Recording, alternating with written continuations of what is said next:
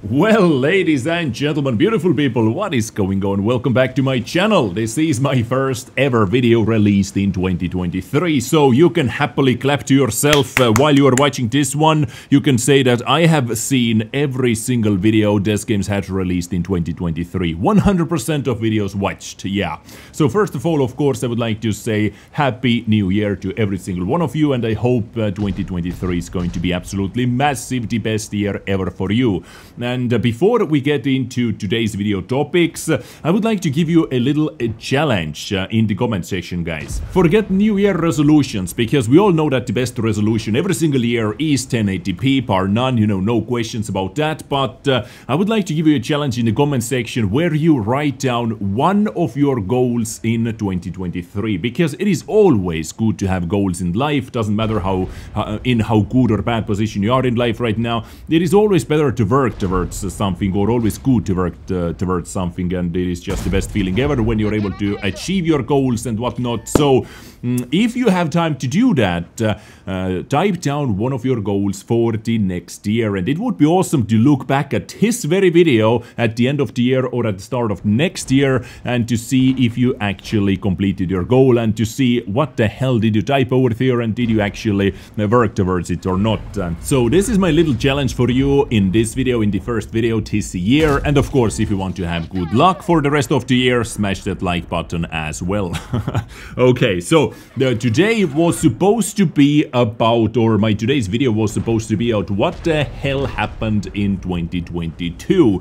But today, just like 1 hour ago, they revealed a little secret upcoming event, guys. Check this out. So I completed the battle, and after that battle there was a combat intelligence little pop-up in the bottom left corner. Something big is about to happen. So I clicked on it, and this is what I saw. Quite a dark theme, like black market-ish theme over there. Greetings, Ship to Nuts. Hope you are intrigued. Trust us, it's a big one indeed. What is it exactly? Well, you can complete a special mission to get the clue. So what are you waiting for? Click on the button below to check out the mission details and get it ASAP, or get it completed ASAP. And I had to earn 2029 base experience to get some extra goodies and to get the next hint for the event. So I did that, I played a couple battles, and this is what welcomed me in the next screen. They have not made any videos, any articles about this event yet, so this is everything we have right now.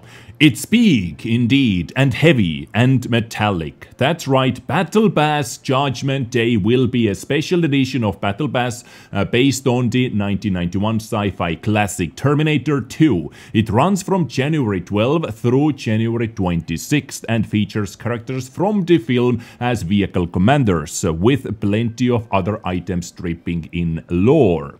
Expect more details about that, or more information, on January 3, so tomorrow. Oh, and one last thing, thank you for your curiosity. You're going to get 3 cases of cola and 1 personal reserve as well if you are going to activate that mission.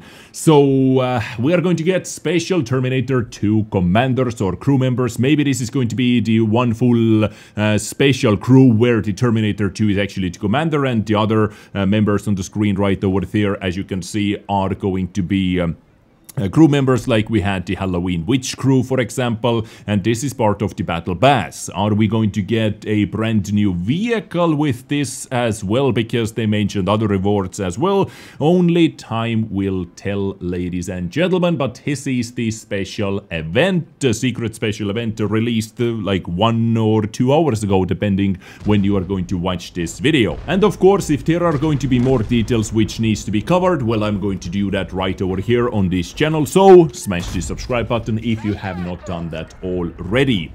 Now, moving on to the main topic in today's video, which is what the hell happened in 2022. A little recap of the previous year, which just closed, because a lot of things actually happened in 2022. We had a lot of special events like Art of Strategy, Onslaught was introduced, the Waffenträger event, we had 3 seasons of Battle Pass, we had brand new map, we had 6 cents for permanent, we had a lot of new vehicles. We had, of course, the Italian tank destroyer line introduced into the game as well, and this is why I'm covering this in the opening scene, or in this video basically. So let's take a little look, step by step, month by month, and on the top of that we actually had Yo tanks as well. So 2 tech tree branches were introduced in 2022. First up in January we received Yo tanks, the M5 Yo as the top of the tech tree, and this year as well the first new tech tree branch is going to be introduced in 2 weeks, roughly 2 weeks. I think the patch 19.1 will be live on January 11th, if I'm not mistaken. So then we are going to get those jet booster heavy tanks into the live servers as well. But the year started off, 2022, I mean, started off with kind of a black market-ish event called Under the Hammer. That was the auction event, introducing 113 Beijing Opera, which is just the skinned version of 113 and has this special category tab. You're able to use your crew members, any Chinese, you know, heavy tank crew members in it without penalty, and that's the special feature of that. And we also received the special crew, which, you know, only had brothers in arms, if I'm not mistaken. So nothing special. And as a premium tank, they introduced AMBT over there. This is the tier 8 American auto reloading medium tank, which was also in the loot boxes this year. Next up, they actually introduced on 25th of January, they introduced the Yo tank line, which I talked about that, starting from tier 6, starting with the Polak tank and all the way up to M5 Yo. And the final event in or at the end of January was when they introduced the first... or not, this is actually not first, that was the second tier 9 premium tank in the game, WZ or WZ114.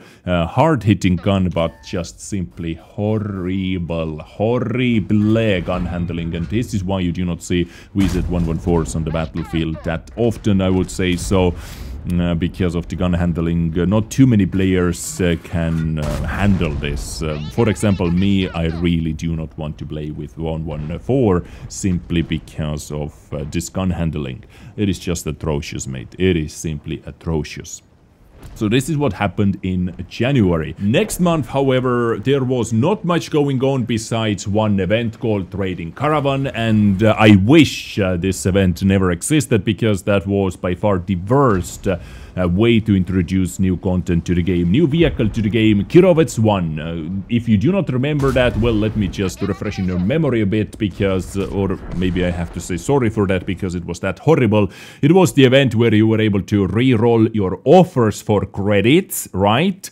And they sold Kirovets 1 over there for credits, which is nice, you know, to get the premium tank for credits, but the amount of credits many people had to spend without seeing Kirovets 1 even once, because they didn't tell if, or they didn't let you know when the Kirovets 1 offers were already expired and were sold out. You didn't know if the Kirovets 1 was sold out, you simply get rolling hoping to get it, and this caused a huge storm in the community. Wargaming actually refunded a lot of players who sent in tickets, refunded their credits, and they also sold T22 medium in that event, which was very rare chance to see in an offer. I didn't see that even once. I think I was able to get Kirovets 1 if I remember correctly. Luckily didn't have to spend too many credits for the rolls, but yeah, overall, what a sad event that was.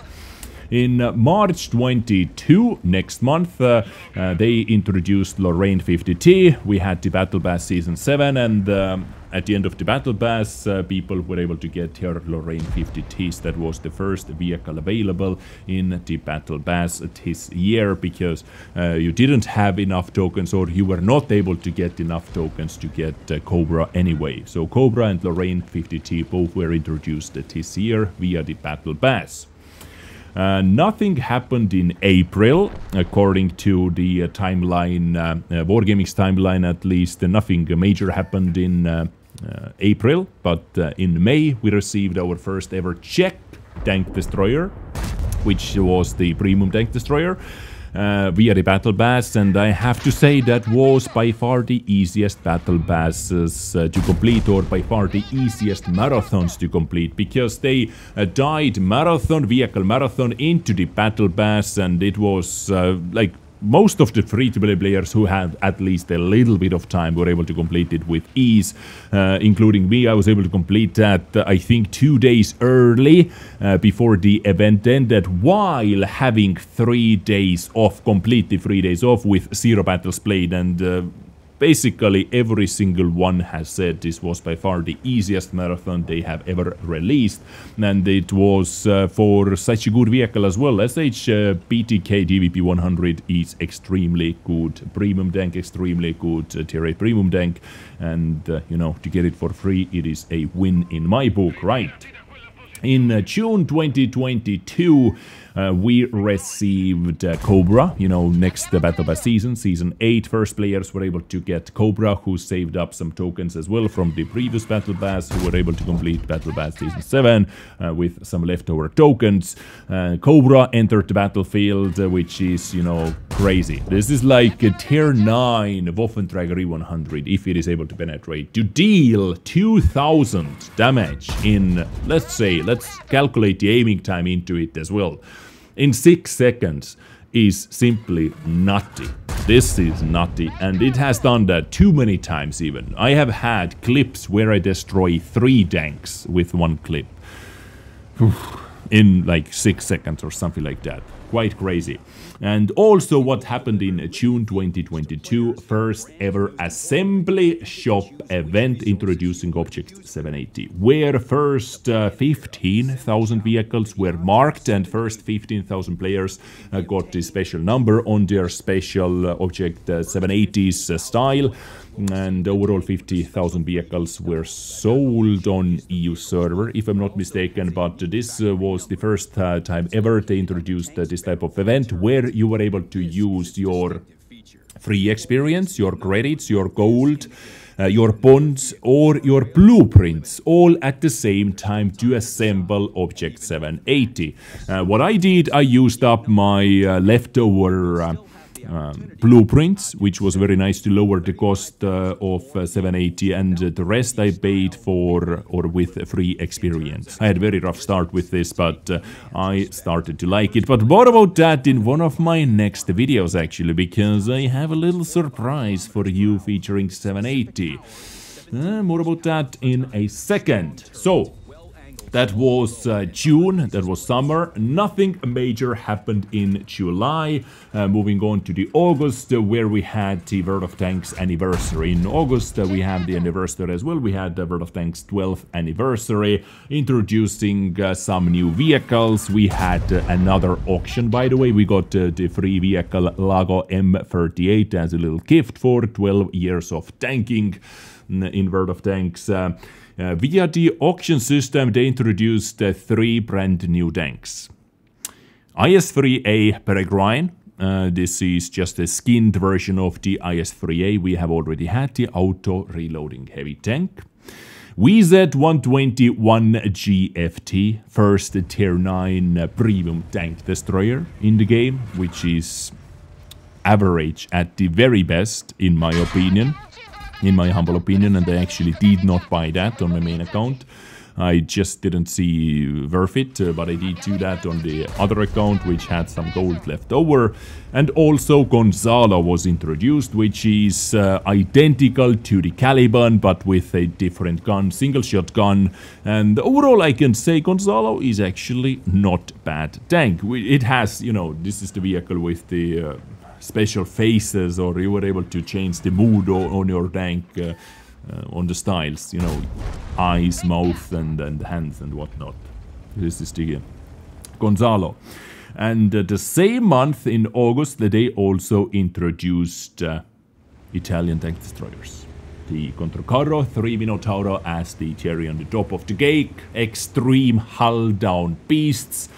Super strong turrets, super strong frontal armor, auto-reloading gun, but with a unique auto-reloading gun reload system twist. Very long reload time between shots, but very short reload time for the full magazine. well, not very fast, but you know, relatively fast for the amount of shells you are loading into the magazine.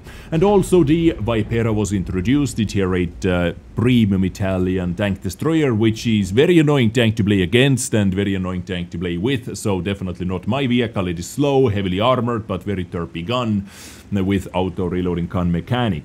And that same month was the update 1.18, which for many players was actually the best update ever introduced. It was a massive update, introduced new map, vehicle balance, map rebalance. It also introduced the matchmaking rebalance as well, where the EBR got its own matchmaking. You know, when your team has EBR, the enemy team is going to have EBR, only one light tank per platoon, then... what else there was? Oh, artillery matchmaking as well. Them making the triple RT battles very unlikely. And it actually works, I have to say, in higher tiers, at least in tier 8 plus battles. I have had basically weeks without seeing any triple artillery battles. Usually it is 2 max or 1 or sometimes 0, you know, so it's a huge thumbs up for that. And I really did like the update 1.18 as well. It was simply a massive patch overall, and on the top of that introduced the Italian tanks as well. What was your favorite update, by the way? In 2022? Well, I'm going to ask that at the end of this video as well, but, you know, what was it, guys? Was it also 1.18? Because for me, I think it was 1.18. In September, we were actually able to play with the actual...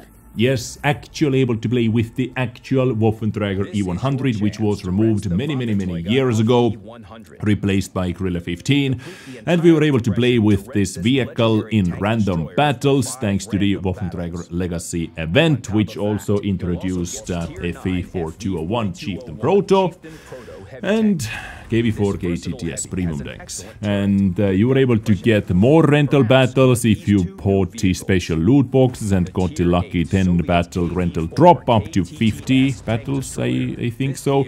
But everyone was guaranteed at least 5 battles with the Waffenträger E100 if you completed that event. The progression of the Waffenträger Legacy event, which was nice, you know, some guaranteed battles for you as well. But 5 definitely was not enough, because sometimes it doesn't work. And I guess that entire event and introducing Waffenträger back, it's just my prediction over here, and many of you guys are thinking the same, that it was kind of a playtest for live servers for Waffenträger E100 to see how broken it is in nowadays World of Tanks, and it turns out it is not that broken. Of course, it can be broken situationally. Clipping someone for 2.5k damage is not right, but it doesn't happen too often, because intuition, skill, HE, so many HE guns, so many fast-firing guns. The meta has changed a lot, actually, since they removed Waffenträger E100. And I guess they are looking ways to introduce it back into the game via, like, black market, auction, assembly shop, or something like that. What do you think about this, guys? What do you think?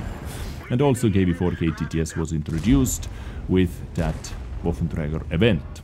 Moving on, in November, we were slowly starting to prepare for the holiday ops, of course, but at the end of the November, we received the well-deserved rewards.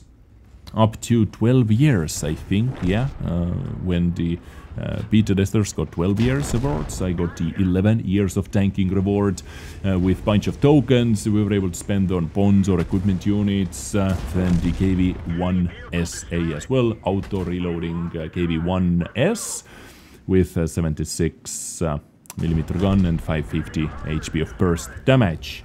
So this is what happened in November, because they were preparing us for the holiday ops as well. And in December, of course, the holiday ops started with a free gift tank, a new decoration system, new material system, new special commander, Milla Jovovich, which everybody should have now if you have completed the missions, because on 27th, that was the day when it unlocked, because you had to complete 27 missions over there, introducing large boxes, of course, as well, and one of the most controversial tanks of the year, or maybe all time, BZ-176 with 800 alpha HE derp, and this is just a stupid tank design.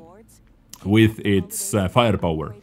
That type of vehicle should not get bloody 800 alpha high explosive, which is quite reliably able to penetrate as well. It is just like miles better Caravan, I would say so, with the jet booster feature. The jet booster feature was already unique enough to introduce, right? But I guess it would not have made more sales in the loot boxes, so this is how people were able to get it, via the loot boxes. It's a monster, of course. On the top of that, there was the free gift tank as well. Sahariano, Iron Arnie was inside though, Char MLE 75, which is the tier 9. Oh, actually, god damn, I forgot. Did I say that we have 4 tier 9 premium tanks in the game? Well, this is the 5th one. Char MLE 75 is the 5th tier 9 premium tank. The tier 9 French light tank, which is actually my latest third mark as well. I was able to free mark it on the final day in 2022.